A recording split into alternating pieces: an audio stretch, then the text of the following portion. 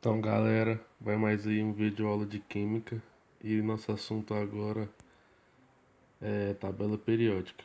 Bom, vamos começar falando da organização da tabela periódica. Então, é, segundo o que foi considerado o pai da tabela periódica, né, que foi Dmitry Ivanovich, e em 1869 ele organizou os elementos químicos em filas horizontais em ordem crescente de massa atômica. E daí ele mostrou que nas linhas verticais havia elementos com propriedades químicas e físicas semelhantes. Então ele foi o primeiro trabalho que conseguiu relacionar as propriedades periódicas, ou seja, que se repetiam em intervalos regulares dos elementos. E seu trabalho foi tão impressionante que conseguiu até mesmo prever a existência de determinados elementos que ainda não haviam sido descobertos, onde eles ficariam na tabela periódica e quais seriam as suas propriedades. Então, em 1913, um físico inglês realizou experimentos com raio-x e descobriu o número atômico Z, que é o C dos elementos químicos. Então, a quantidade de prótons que há no núcleo dos átomos de cada elemento, ele provou que as propriedades dos elementos tinham relação não com a massa atômica, como dizia o, o que foi considerado o pai da tabela periódica, né? Então, mas sim com o número atômico. E por isso a tabela periódica atual ela é organizada em linhas horizontais em ordem crescente de número atômico. Tanto que o primeiro elemento químico que aparece da esquerda para a direita na parte superior é o hidrogênio, que é o elemento de menor número atômico, que é o 1, né? E logo à sua direita vem o hélio, que é o He, e com número atômico igual a 2. Depois vem o lítio, com número atômico igual a 3, seguido do berílio, que é o Be, que já é o número atômico 4, e assim vai por diante. E agora vamos falar um pouco sobre os períodos e as famílias da tabela periódica, então podemos chamar de grupo. Que na tabela periódica os elementos químicos eles estão dispostos em ordem crescente de número atômico, o que faz com que eles estejam posicionados em colunas horizontais, né? Que são os períodos, e colunas verticais das famílias ou grupos. E a tabela periódica ela apresenta sete colunas horizontais, portanto são sete períodos, que indicam a quantidade de níveis que um átomo de um elemento apresenta. Então isso quer dizer que quanto maior o número do período do elemento, maior será a quantidade de níveis que cada um dos átomos do elemento apresenta. Se um determinado elemento está posicionado no quinto período da tabela periódica, por exemplo, quer dizer que cada um dos seus átomos apresenta cinco níveis eletrônicos, ou cinco camadas eletrônicas. E fica da seguinte forma: o Na, né, que é o terceiro período, seus átomos apresentam três níveis. O Po, que seria o sexto, seus átomos já apresentam seis níveis. O H, o primeiro período, seus átomos apresentam um nível. E o Cu, que seria o quarto período, seus átomos apresentam quatro níveis. Ou seja, as colunas verticais que são em número de 18 são denominadas de famílias. E a tabela ela apresenta 18 colunas, que formam apenas 16 famílias divididas em 8 do tipo A e 8 do tipo B. E a família A, elas são formadas por duas primeiras e pelas seis últimas colunas verticais da tabela. Sendo assim, cada uma das colunas recebe a indicação assim, que fica a coluna um, que fica a família 1A, né, que com exceção do hidrogênio quadrado na tabela, aí fica a coluna 2, família 2A, coluna 13, família 3A, coluna 4, família 4A, e a coluna 5, família 5A, e vai até o 18, que fica a família 8A. Que lembrando que a família a gente vai escrever em forma de números romanos. E já as famílias B, elas são compostas pelas colunas de 3 a 12. E é bem importante a gente sempre observar que temos um total de 10 colunas que formam as famílias B.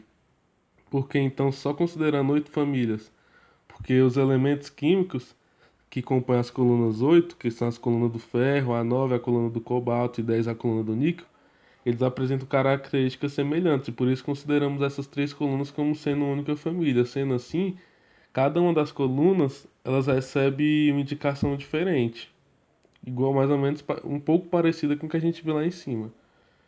E as duas colunas, um negócio que é bem importante é que as duas colunas horizontais localizadas do lado de fora da tabela periódica, elas pertencem aos sexto e sétimo períodos da família. Ou seja, elas foram posicionadas assim para não descaracterizarem a tabela, já que uma delas apresenta 15 elementos diferentes. E vamos falar um pouco da classificação dos elementos químicos. Então, na tabela periódica na atual, que nós temos, a mais atual, os elementos químicos eles são agrupados em quatro grupos principais, segundo suas propriedades físicas e químicas, que são metais, semimetais, ametais e gases nobres. E o hidrogênio, entretanto, é o elemento estudado a partir de tais grupos, pois suas propriedades são distintas. E o hidrogênio ele forma assim uma espécie de quinto grupo, se a gente for pensar, e os metais eles vão formar diferente. Já os metais eles constituem a maior parte dos elementos da tabela periódica, representando dois terços dele, no qual resulta um total de 87, se eu não me engano. E alguns exemplos são a prata, ouro, cobre, zinco, ferro, a platina, alumínio, potássio, sódio e tem muito mais. E todos os elementos pertencentes a esse grupo, eles possuem as propriedades assim, que as principais, né? São brilho metálico, que são sólidos com exceção do mercúrio, que é líquido em temperatura ambiente, que conduzem corrente elétrica, conduzem calor, são maleáveis, formam lâminas, são dúcteis, formando fios, e têm a tendência de perder elétrons e formar cátion. E os ametais, eles são 11 elementos, que são carbono, que é o C, o nitrogênio o N, o fósforo P, o oxigênio O, o enxofre S, que está... Eu não sei se eu não dá para ver na tabela aqui do slide, não. E também tem o selênio Se, o flúor F, o cloro Cl, o bromo Br, o iodo L e o astato AT. E eles possuem as propriedades opostas do metal, pois, ou seja, eles não possuem brilho, não conduzem eletricidade, não conduzem calor, eles fragmentam e têm a tendência de ganhar elétrons e formar ânions. Já os semimetais, eles são sete elementos, no qual são o boro, B, silício, Si, o germânio, Ge, o arsênio, que é As, antimônio, Sb, telúrio, Te, o polônio, Po, e eles possuem as propriedades intermediárias aos metais e ametais, ou seja, eles apresentam um brilho metálico, pouca condução de eletricidade e eles fragmentam. E os gases nobres, eles são os elementos pertencentes à família 18 da tabela periódica. Eles são LHE, que o L é aquele que a gente usa para encher balão, por exemplo. Aí o neônio, Ne, argônio, Ar, criptônio, Kr, xenônio, Xe e radônio, Rn. E eles são chamados assim porque, além de serem gases em condições ambientes, eles também possuem uma principal característica, a inércia química, sendo encontrado na natureza na forma isolada, sendo muito raro tê-los combinado com outros elementos. O hidrogênio ele é diferente de qualquer outro elemento químico, pois ele não se enquadra em nenhum dos grupos mencionados. Por isso, algumas tabelas ele aparecem na parte central acima. Na maioria das tabelas periódicas, ele vem na família 1, que é a família dos metais alcalinos, porque ele possui apenas um elétron e sua camada de valência. E suas propriedades não são semelhantes aos membros dessa família. Agora vamos falar um pouco sobre a eletronegatividade. Então, a eletronegatividade ela é definida como a força que determinado átomo possui de atrair os elétrons de uma ligação covalente para si. Então, isso significa que a eletronegatividade ela é uma grandeza relativa, pois ela é analisada por meio de uma comparação entre a capacidade que dois átomos ligados possuem de atrair os elétrons.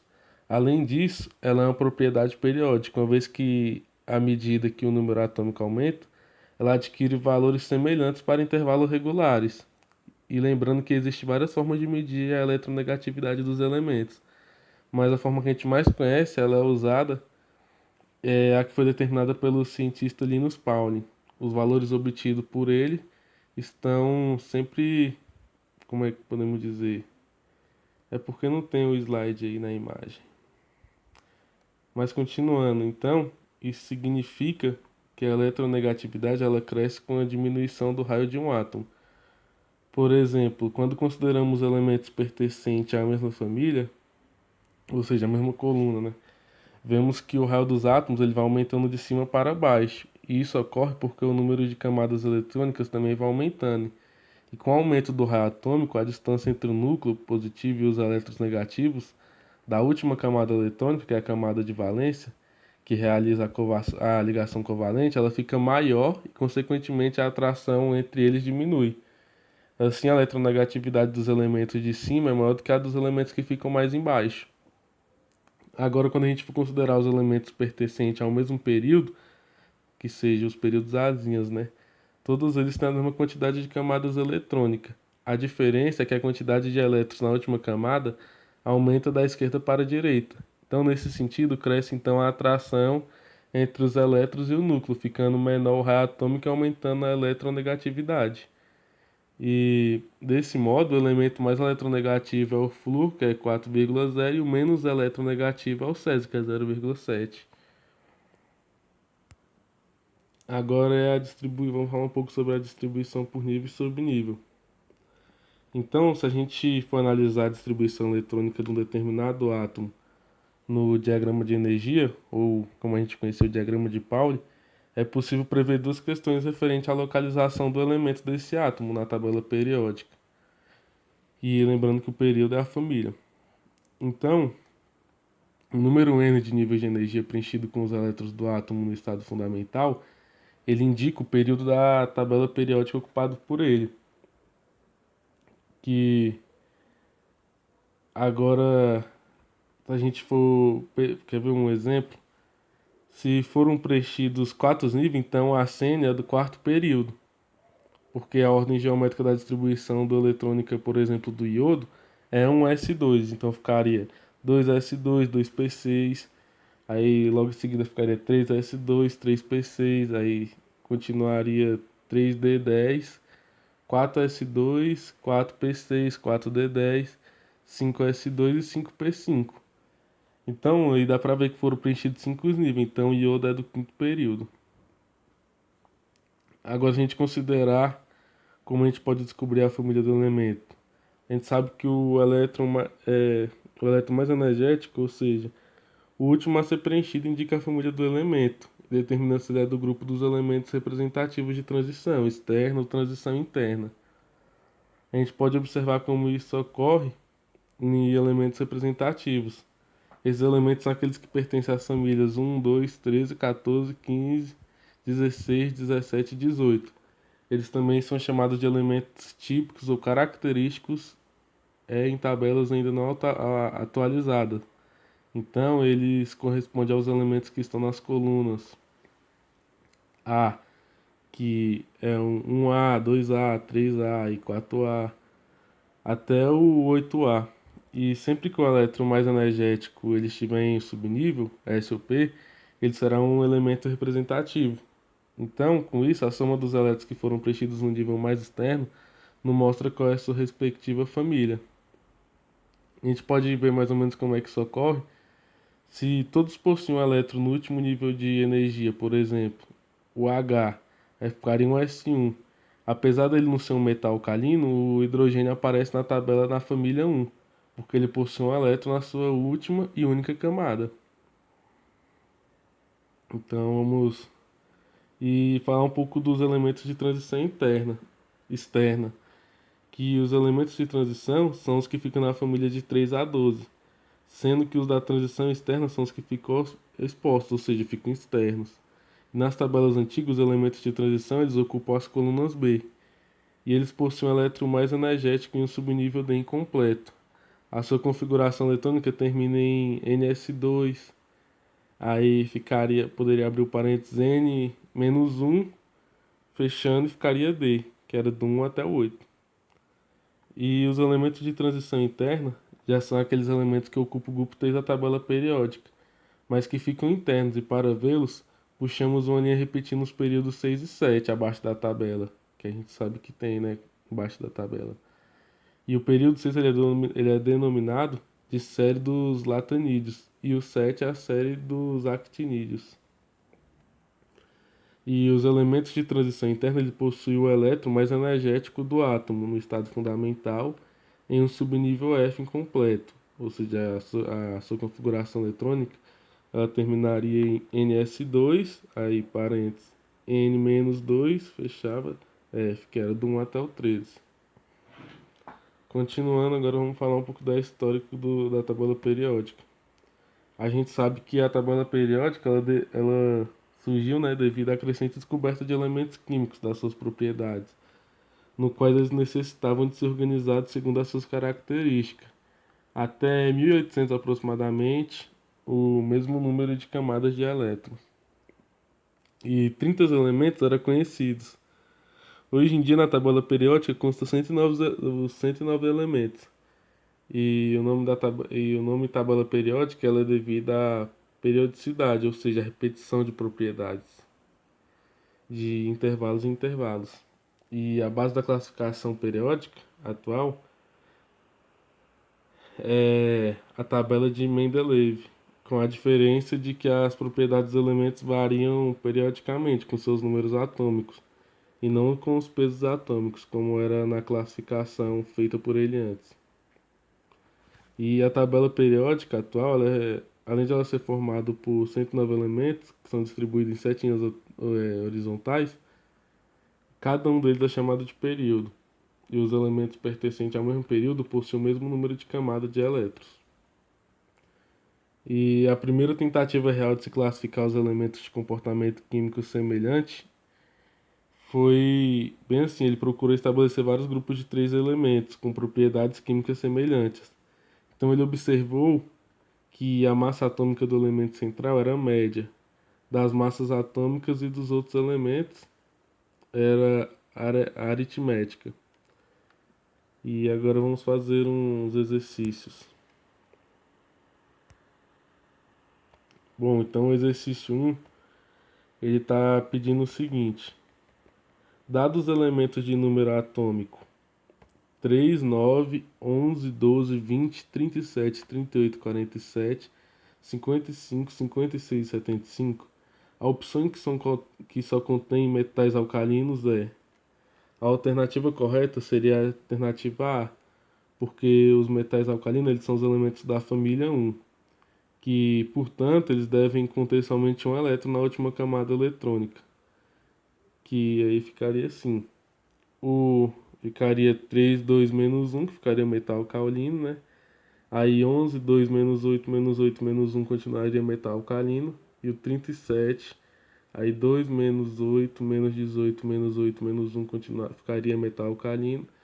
E o 51 ficaria 2, menos 8, menos 18, menos 18, menos 8, menos 1, também ficaria metal alcalino. E o exercício 2. Um átomo representa normalmente 2 elétrons na primeira camada, 8 elétrons na segunda e 18 elétrons na terceira, e 7 na quarta. A família é o período em que se encontra esse elemento. São, respectivamente, a resposta correta seria C, que a distribuição eletrônica ficaria 1s2, 2s2, 2p6, 3s2, 3p6, 4s2, 3d10 e 4p5.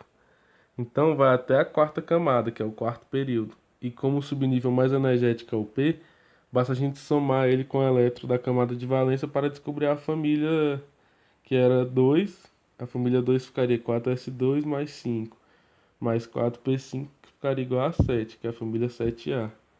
E a família 7A pode ser também classificada como 17, que é a dos halogênios.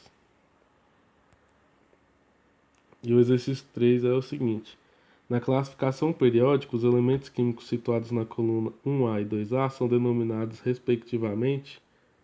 A resposta correta seria a B, porque 1A é igual a metais alcalinos e 2A é igual a metal alcalino terroso. Então, a resposta correta seria a B.